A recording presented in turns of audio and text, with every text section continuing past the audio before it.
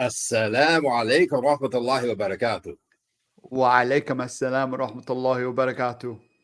What's going on, Habibis? I'm Siraj Hashmi. I'm Jay Kobbe. And this is the list. We are the Habibi Bros. We're trying something new here. And we're going to see how it works. We're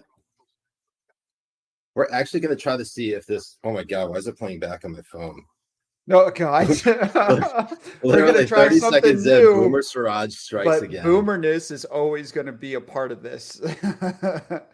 It's literally endless. It's literally endless. How you doing, Jay? I am doing wonderful, alhamdulillah. It's kind of weird on a Monday. I mean, straight after the weekend. I mean, Yeah. I fucked up this Yeah. weekend. How was your So weekend? it was good. It was good. Putting together the list for this past week and a half since the Russian invasion of Ukraine began has been, to put it bluntly, fucking crazy. I don't know how anyone. I mean, I have to remember that I'm not actually living in Ukraine, and I don't have to deal with the tragedy that and the suffering that they're going through. Right. And yet somehow everybody within social media seems to think it seems to internalize it and make it try to make it about them. It's just it's just the par for the course for blue checks on Twitter.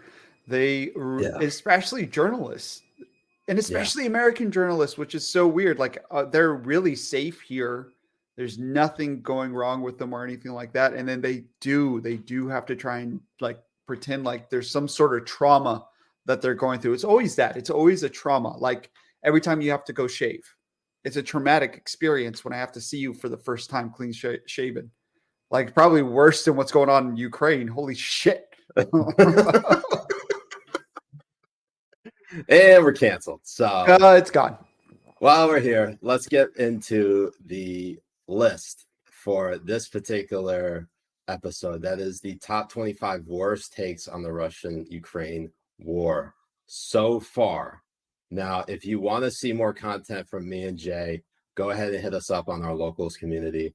That's habibibros.locals.com. It's in the description of the video. And Jay, I'm handing off the reins to you to at least scroll through your computer, because I myself am too much of a boomer to have a good internet connection and be able to stream and screen share at the same time. Right. I mean, we decided to let me do the screen share just to see how much better it would be, and it's like night and day.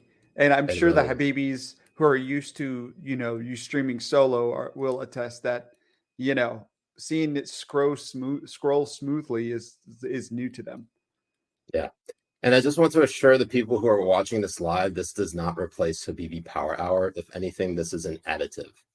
So with that being said, let's get into number 25 with Patricia Arquette, who tweets out, "Kick Russia out of NATO." Now, for those of you who are not aware, Russia is not in NATO. Patricia Arquette tried to. Oh, sorry. I was just gonna say Patricia Arquette tried to justify this by saying, "I'm dyslexic," right? That's what she tried to do. As you can see over here, she tried to say that she's dyslexic, and it's in her bio and has been for years. A couple of 14-hour work days later, and I flipped NATO and UN. You will live. It's not in her fucking bio.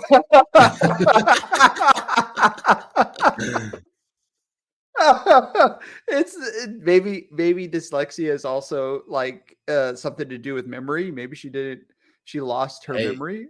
We have no idea how it works, and for some reason people are just going to be like, yeah, that's she's dyslexic. We can write this off as just a one-off. She's going to do some dumb shit again. She's no stranger to the list. Oh no, not at all. And she's no stranger to dumb shit either. Yeah, I think she was one of the main people who on Twitter was I can't, I'm not entirely sure. I've been so I've been so disillusioned by all the bad takes that I can't actually remember what else she's done. she's or known for. I mean, all I know her Yeah. from as I think she's an actress or something, but mainly Well, she's like an her total yeah, meltdown, like most of them when Trump was president. yeah. Oh, for sure, for sure. Let's move on to number 24. This is Justin Parmenter tweeting out. Oh, just so good. Yeah, let's see the tweet. The courage of ordinary Ukrainians making Molotov cocktails to protect their fellow country people is so inspiring. Here in this country, we can't even get people to get vaccinated and wear a mask. Jay, clearly the two are the same. Oh, absolutely. I mean, fighting off a Russian invasion is exactly the same thing as COVID. It's 100% the same thing. Essentially, Absolutely. Essentially. essentially. I don't have a drink on me. I only have one. Maybe I'm dr- next time I'll make sure I have booze on me. I told Jay to have a drink ready because I mean he is Jay. I am. Number 23, we have our favorite person ever, Oh, for and that fuck's sake. is Brian Stelter of CNN, tweeting out on February 24th. The past 24 hours are a reminder that consumers in an era of YouTube and TikTok still gravitate to trusted established news outlets during emergencies. They quote unquote know where to go, so to speak, and television coverage is essential. Again, this is what we were just talking about a moment ago, and how everybody tries to make it about themselves. And Brian Stelter, time and again, he did this on the 20th anniversary of 9/11. He made it about, the journalists and the cable news. Like, what Yes. is wrong with this dude? He wants to glorify what journalism is. Well, his journalism. A lot of the journalism that's happening now on the ground in the Ukraine and stuff is heroic. It deserves praise and all of that kind of stuff.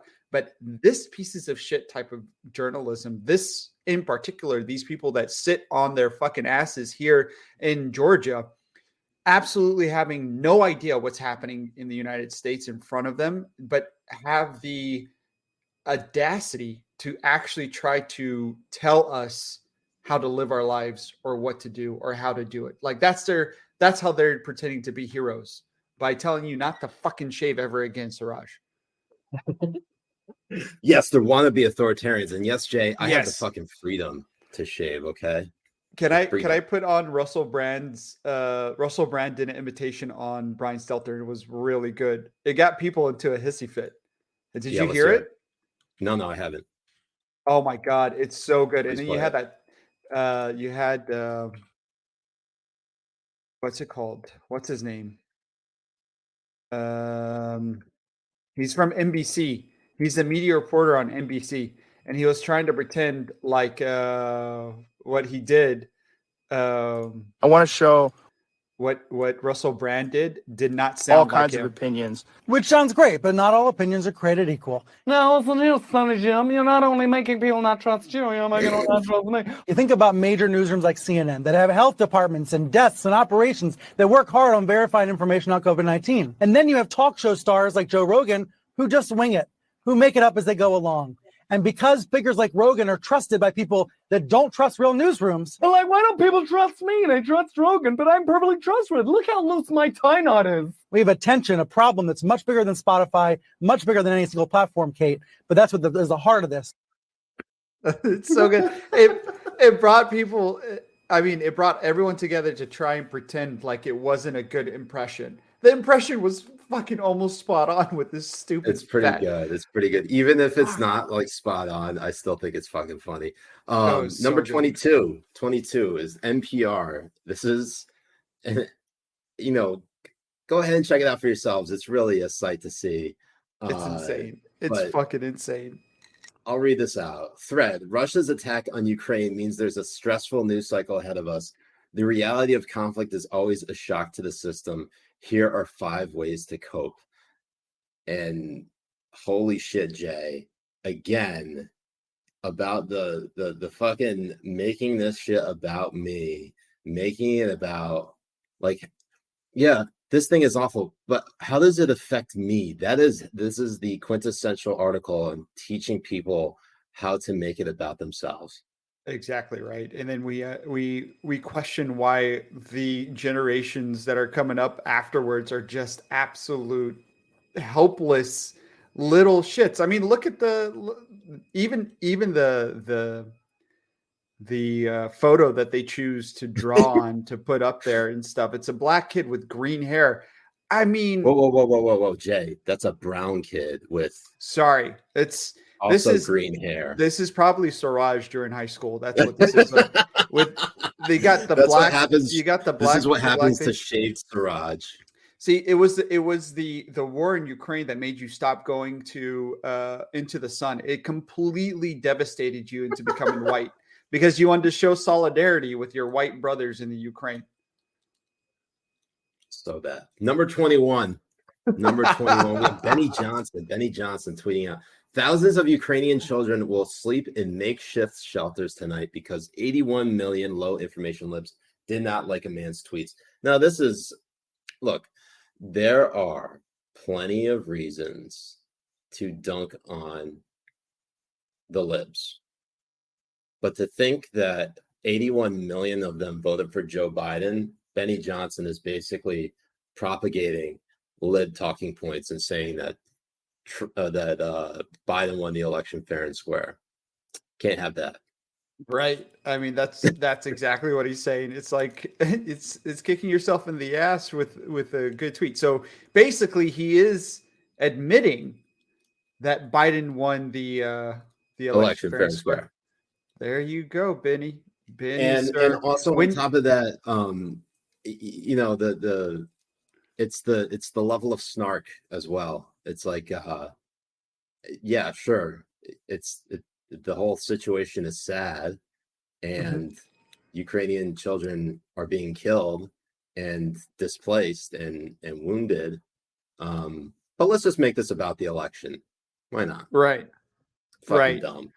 It is, but it's the type of tweets I do all the time because I'm dumb as well. That is true, but Jay, you have like special protection from the list because you, like me, are always on it. And I was the fact the first. that happens to you more often that you're now on your 14th account. I know, but I was on the list. I was when you first did the power ranking. We both were on the list. I think That's I was true. on the That list for is some. true. That is true. I can't remember if it was Bob Malik though. Was it Bob Malik that account? I think it was. It had something to do with ass eating. But Benny, if you're listening, next time you do something like this, make sure you read the tweet you're trying to copy before posting it. Number 20, we got Jen Psaki tweeting out, there is a lot of upsetting and challenging news in the world right now. But today there's also huge news to celebrate. We can't wait to see you on the Supreme Court, Judge Ketanji Brown Jackson. Did she misspell that too, isn't it? She did. Isn't it Ketanji? It's Ketanji. So she misspelled it as well as also making it about completely just sidestepping everything going on in Eastern Europe with the invasion of Ukraine and just being like, you know what? Let's celebrate. Let's go, girl. Yeah, it's Ketanji Brown Jackson. How did she mess that up? And she's not the only admin official to mess up the name. And what is really fucking hilarious is the queen, our queen, came up and said, who do you think are going to be the first Republicans that are going to get her name wrong on purpose? And then you had Jen Psaki and this other admin be the first two to get her name wrong or right afterwards. It's fucking gold. It's so bad, but it also gets worse because that's not even this is not the only tweet with respect to making the invasion of Ukraine about the Supreme Court, because now we go to number 19, and that's Norman Ornstein, who tweets out, I am dismayed now that the president did not announce his nominee for the Supreme Court before this. Every bit of news attention for some time to come will be on Ukraine, Russia, and our response. Lost the momentum you need from an announcement that captures public attention. What the shit, Jay? I mean, absolutely true. It's not the time to say this out. I mean, this is this is the type of tweet that you keep to yourself, that you talk to with other people. Yeah. Because this is type of things like, oh man, you know what? I wish he did it beforehand, because now we are going to lose it. You don't tweet this shit out like this. It makes you sound very insensitive to the Ukrainians dying right now. It's terrible. Absolutely terrible. It's like, yeah, this is awful, but yeah, what about this fucking Supreme Court announcement?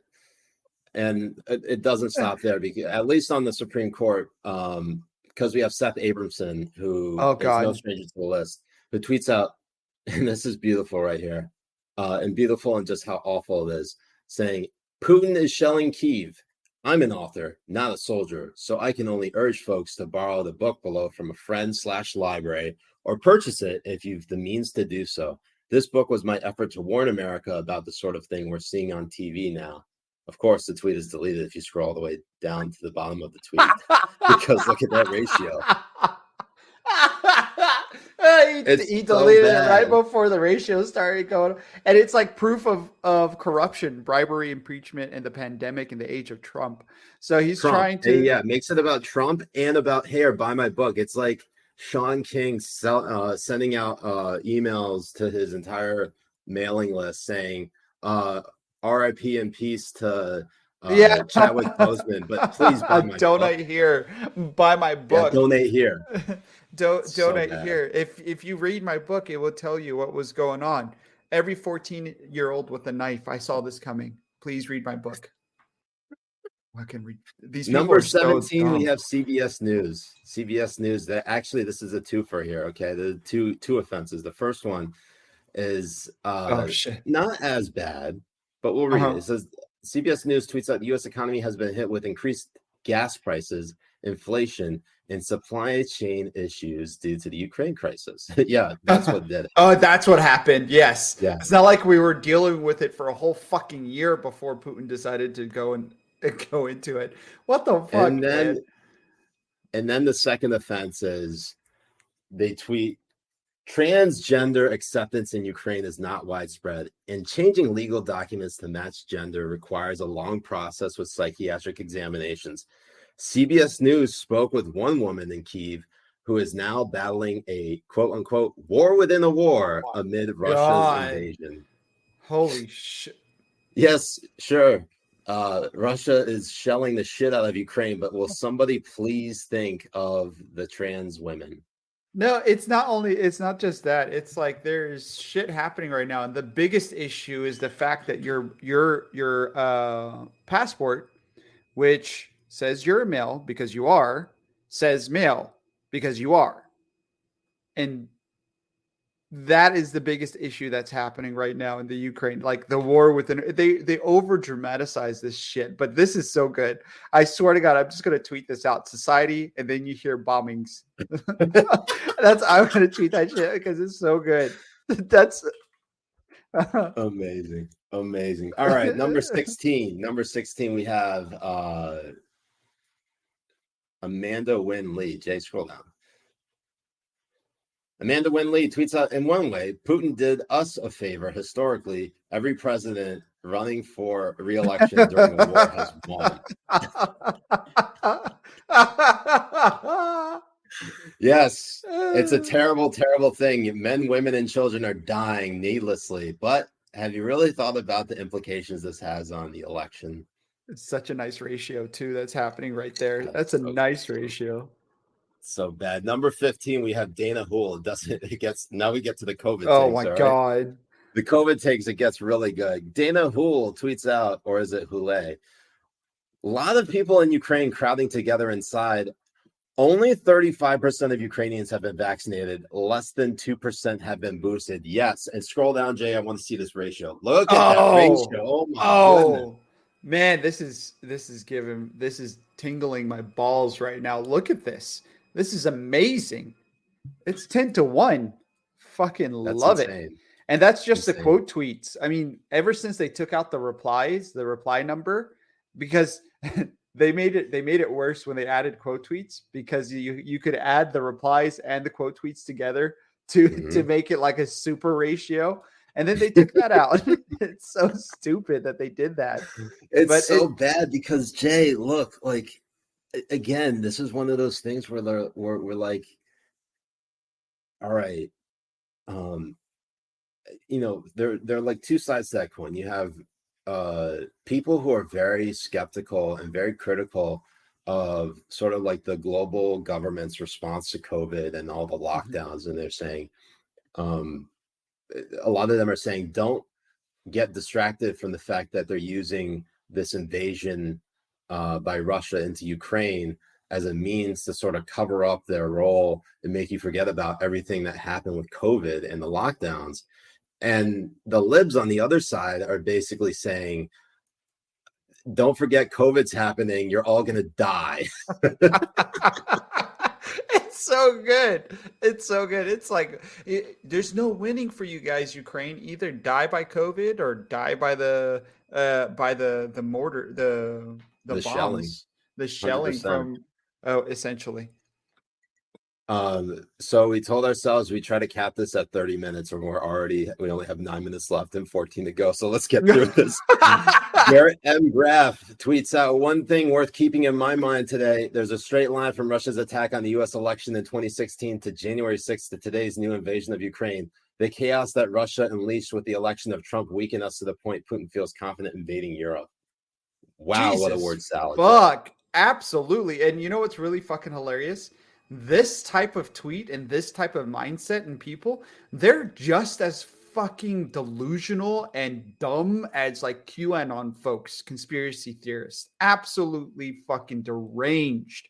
They're so fucking deranged, and they're still talking about the Russia hoax and the Russia collusion shit, even though we have ample and apples of evidence out here suggesting that this is complete horseshit, and it was actually just all cooked up by the Hillary campaign.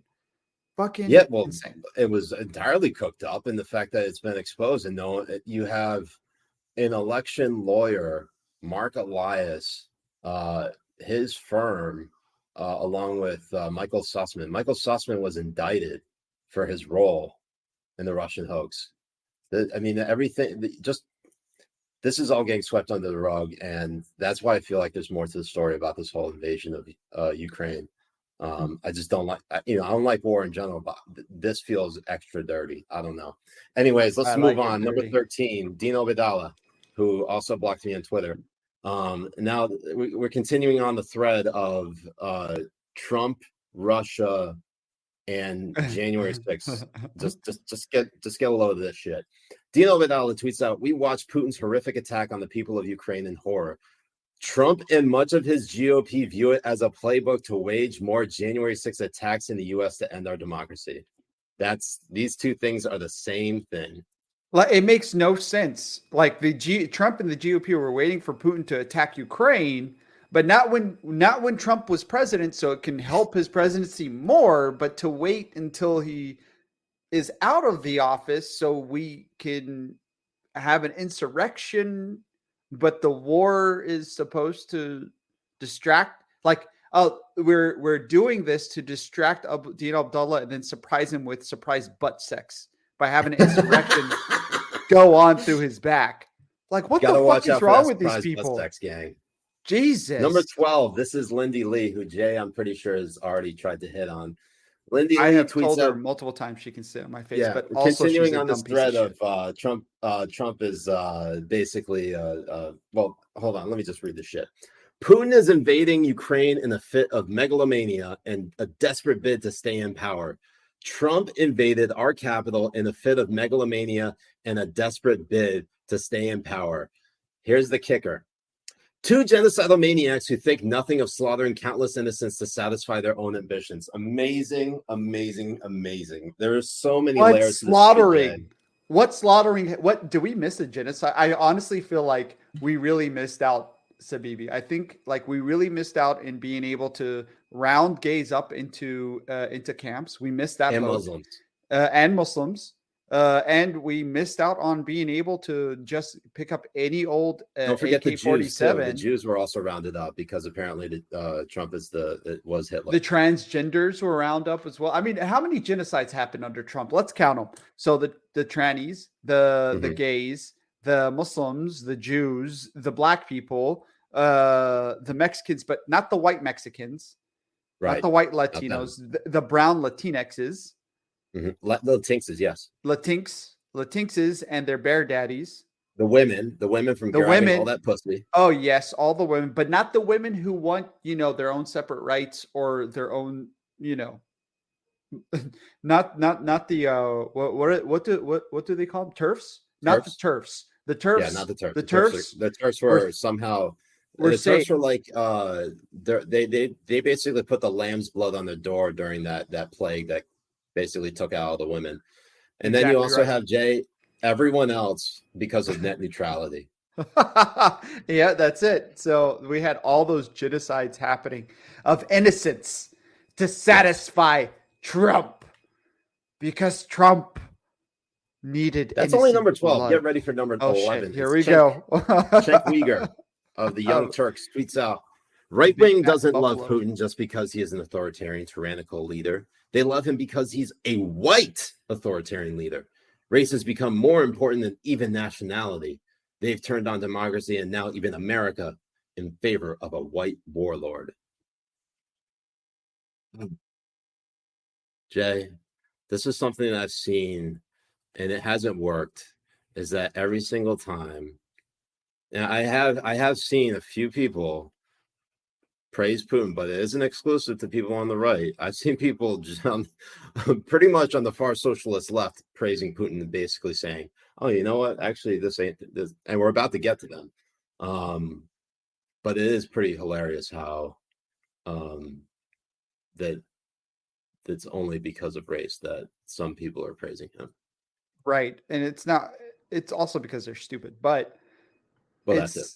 They always have to try and inject race into whatever, and then they want to pretend like it's the other people who are being racist and obsessed with race. It's other people that I disagree with, even though 2 + 2 = 4 is a white supremacist idea. You are being the racist. You need to talk about this. You need to see it this way. You need to see race like this. That sounds pretty fucking racist. Yeah. To me, I mean, let's go into the top 10, and we're definitely not going to make our 30-minute cutoff. So let's cap it at 40. It always happens, Jay.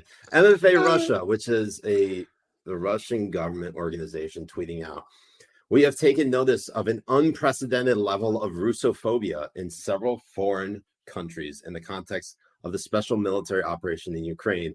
Rest assured, we are taking note of all of these incidents. Now, Jay, I can't help but think of my very first thought when I saw this, Jay, was that Norm Macdonald joke. First of all, rest in peace, Norm Macdonald. Norm Macdonald tweeted out, imagine if ISIS got its hands on a nuclear weapon and detonated it in Manhattan, killing 50 million Americans. Can you imagine the backlash against peaceful Muslims? That's what this tweet is saying. It's so good, and that is exactly what this tweet is saying. It's fucking hilarious. It really is. It's so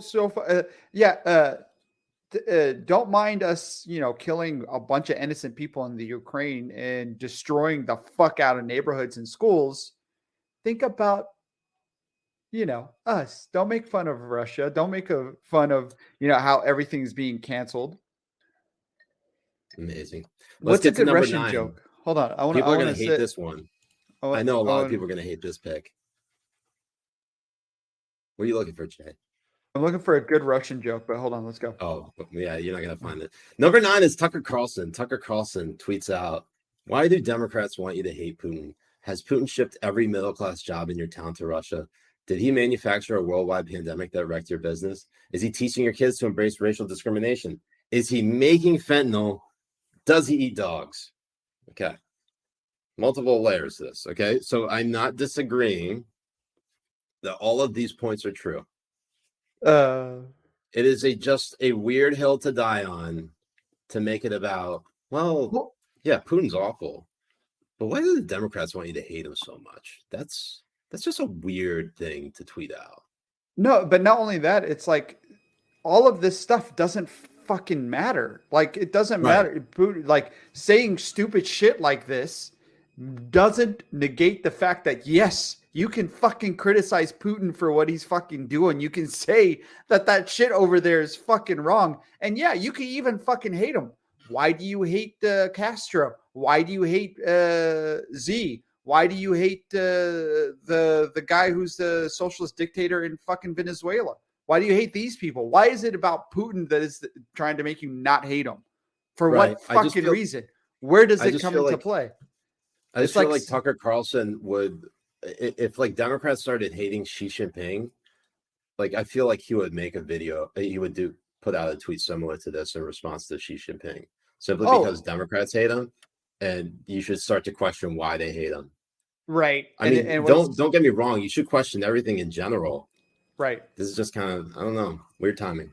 Anyways. You know what it reminds me of? It reminds me of how like they would say, you know, even the libs would side with Hitler if he made a joke against Trump or some shit like that. That's what it reminds me of. Like this stupid shit reminds me of that kind of stupid shit. But here's where we get into the actual like Putin apologetics. This is Red Eagle Politics tweeting out and deleting. Putin tripled Russian GDP since the early 1990s. He brought back the prominence of the Orthodox Church. He kept immigration low and the alphabet agenda out of Russia. He also cut abortions in half. How the hell is this guy the enemy, LMAO? And that tweet's deleted. I don't actually know where Red Eagle Politics is from. I imagine because it's Pussy Town. Red Eagle he Patriot. deleted it. It sounds like he's American. He sounds like a fucking coward pussy. He's from Pussy Town. He deleted the tweet because he's a fucking pussy from Pussy Town. So, and it continues. We got Candace Owens here tweeting out some bullshit. Candace Owens tweets out, I suggest every American who wants to know what's actually going on in Russia and Ukraine, read this transcript of Putin's address. As I've said for months, NATO, under the direction from the United States, is violating previous agreements and expanding eastward. We are at fault. Yes, Jay, we are at fault. It's all our fault. It's America's fault that Putin decided to invade Ukraine. I swear to God, I don't understand it. Like and it's amazing that she was able to tweet this with Putin's dick so far down her throat. Like I feel kind of Jay though. Honestly, my issue with this tweet is the fact that she included we rather than putting the onus on the fucking deep state, you know, the foreign policy bureaucrats who are not elected, and specifically working with all of these global organizations. You have the United Nations, NATO. Why not put the onus on them? Why is she putting the blame on just America in general? It just seems, again, apologetic to Putin and Russia, and it almost seems like she's giving justification for Putin invading Ukraine. It's so fucking stupid. Yeah. And then here's some more justification. Danny Haifong, who I'm not exactly sure where he falls on the political spectrum. Spirit of hope. The thing about, the thing about the special military operation that Putin said, or at least announced, the Russian government announced, was that they were trying to denazify Ukraine. And there are Nazis in Ukraine, but Ukraine is a sovereign nation. If any country decided to invade the United States because there are Nazis living here in the United States, I feel like Danny Haifong would tweet the same thing. And this is what he said. He said, denazifying Ukraine is a good thing, actually. That's where we're heading. It's so dumb. It really is. It is. It's so very dumb. I mean, how can you justify attacking another nation for something like that? It's not even like they were a Nazi party in Russia. They were a Nazi party within the Ukraine. You can't do that kind of stuff. That doesn't violate international law or violate any justification for you to go in and invade them. Like there is not one thing any of these people are actually saying that would rest assured or make you feel like, yeah, that's justified. Putin doing what he's doing to the Ukraine, that's justified. Yeah. Nothing these fucking dick shits are saying is going to allow make you feel that way. And we get to the top 5, and it gets worse from here. Richard Hanania tweets out China. Sanctions have never been a fundamentally effective way to solve problems. He then responds, this is true. A China-led world order would be a more humane one. People who think otherwise are brainwashed by American media to know about China's crimes, but not U.S. ones. Jay, I'm staring in Uyghur re-education camps in Xinjiang. Right.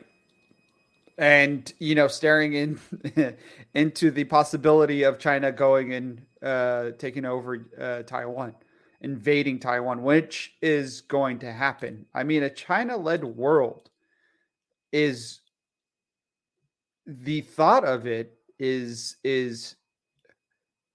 fucking scary as shit, because I know for a fact you and I will be the first ones to be traveling and shipped off to a gay incel lib camp for sure.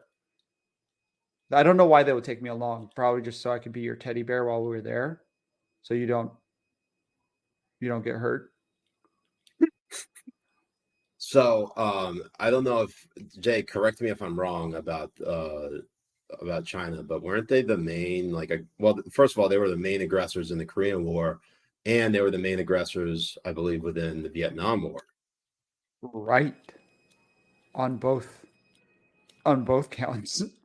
But that's just you being brainwashed by America. Yeah, I am brainwashed. You're so brainwashed by America. It's not even funny, Siraj. Number 4, we have Wendy Rogers. Wendy Rogers, who's already blocked me on Twitter, tweeting out, the West is trying to deplatform and debank Russia. This is just as wrong as invading Ukraine. Hold on a second there, Wendy. This is very much not the same. At all. The invading Ukraine is an actual of an act of physical military aggression.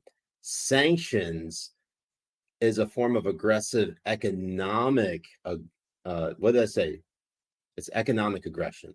Yes, it is, and it's done in retaliation. It's not if Russia decided they wanted to basically play ball and play by the rules, the United States and every other world entity could, lift sanctions, and then you wouldn't have to worry about it. And I agree on some level that the effort to cancel anything Russian has gone way overboard. I mean, you have FIFA or EA Sports video games, FIFA, basically removing the Russian national team and all Russian clubs from the game. You have, what's it called? There was another thing. You have the Canadian Junior Hockey League blocking any children coming from Russia or Belarus from participating in their sports. What else? There was another crazy thing I saw. The Anastasia thing was not true. But that's not true. Yeah.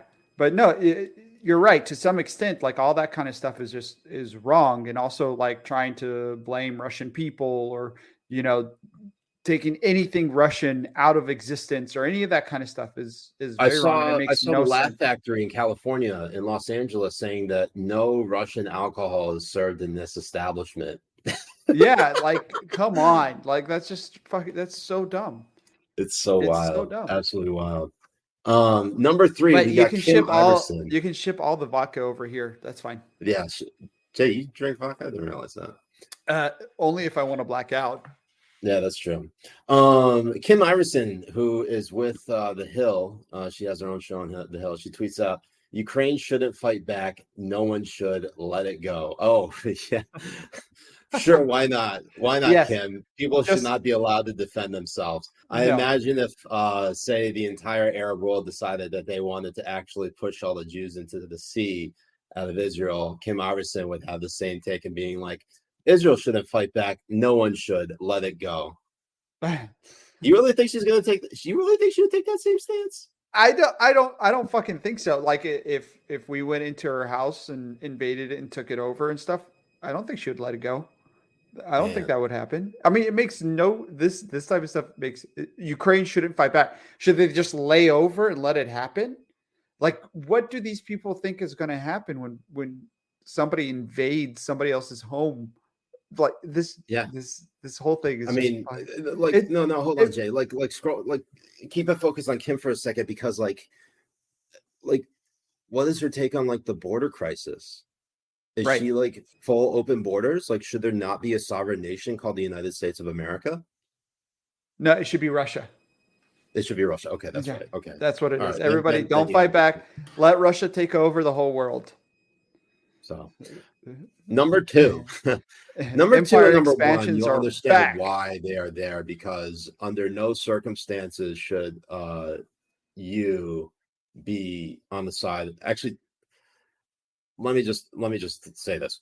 Pam Keith, who is no stranger to the list, she has two offenses for this particular list. The first one says, if Ukraine holds, Putin will nuke them. If Ukraine falls, we'll move on to Poland, or he'll move on to Poland. If Poland holds, Putin will nuke them. And on and on and on. We stop him now or we surrender. Okay, so not the worst thing, but definitely advocating for some level of military invention or intervention. Here's where it gets off the fucking rails. Pam Keith tweets out, if ever there was a justification for a preemptive strike, it is right now against a madman hell-bent on destroying the world to appease his ego. If ever there was a time to drop the mother of all bombs on the bunker, it's right now on Putin's hidey hole before the obliteration of Ukraine. Basically, no, Jay, you scroll too far. Everybody, skip to live. Everybody, skip to live. So, Jay, when we look at this, you think, oh, okay, this is someone who is definitely a kook. Pam Keith, if you scroll up, definitely like way off a rocker. She's getting she's still getting engagement on this shit. People like are fully on board with trying to go to war with Russia. Like the war hawks are circling around trying to just like they're creaming their jeans is what I'm saying. Absolutely are. Like, it's just how bad do you want a complete, like, what do they want? Just nuclear war? That's what this is going to happen. And she said, drop a mother of all bombs. At least say a nuclear bomb to try and completely dismantle them. You drop a mother of all bombs down there, then we're the first ones to get struck by a fucking nuclear bomb. And also, how are we going to get the mother of bombs there? Who's going to go drop I guess it? we could take it from Afghanistan. You could there we probably go. put it back together, right?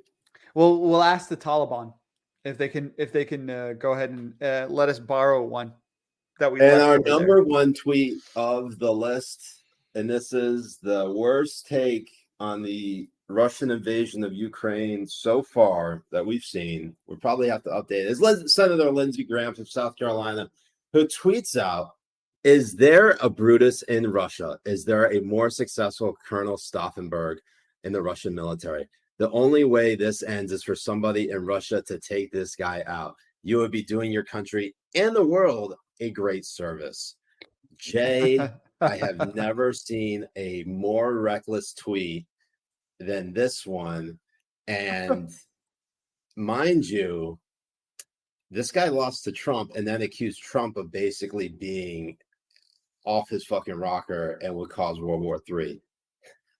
This shit, can you imagine the irony in all this? Right. That the people who were saying that Trump would cause or would have his finger on the button are the guys and women who would actually have the finger on the button. Like, and they're not even shy about it. They're not shy about calling for nuclear war. They really aren't. It's absolutely shameless. And honestly, I'm not surprised. I'm not surprised at all that any of these people made the list. You may disagree. You may like it. You may hate it. But that's the part of the debate and the discussion. So if you want to be a part of the discussion, go ahead and hit up the Habibi Discord server. It's in the link tree in the description of this video. And also, if you're watching on any of our other platforms, go ahead and check us out on all of our socials. Of course, you can go ahead and like and subscribe to this video. And hit us up on Locals. That's habibibros.locals.com. And every Wednesday night at 9 p.m. East, Jay and I bring you Habibi Power Hour on Rumble. And you can catch it here at rumble.com. So, Jay, Thank you so much for joining me on this kind of new thing. I thought this was actually adds a new layer to the list. I like it too. It's great. I mean, we'll tone down the time a little bit better. Yeah, while this we're was 25 people. We usually only do 10. Oh, okay. So that's why it went a little bit longer. Yeah, if we do just 10, then like 25, 30 minutes, we'll be done. And I can go to Yeah. Taco Bell. Yeah. Actually, So I need to go work out right now. On your booty. and just apologies in advance. I probably boomered this and didn't include any links to the Discord server. So I'm gonna go on the back end and do that. So, I love the back end. For those of you who are watching live, apologies. For those of you watching on replay, you'll probably see in the description of this video. In the meantime, I'm Siraj Hashmi. I'm Jack Kobbe. We're the Habibi Bros. We'll see you on Wednesday on the Habibi Power Hour. Peace. Masalama.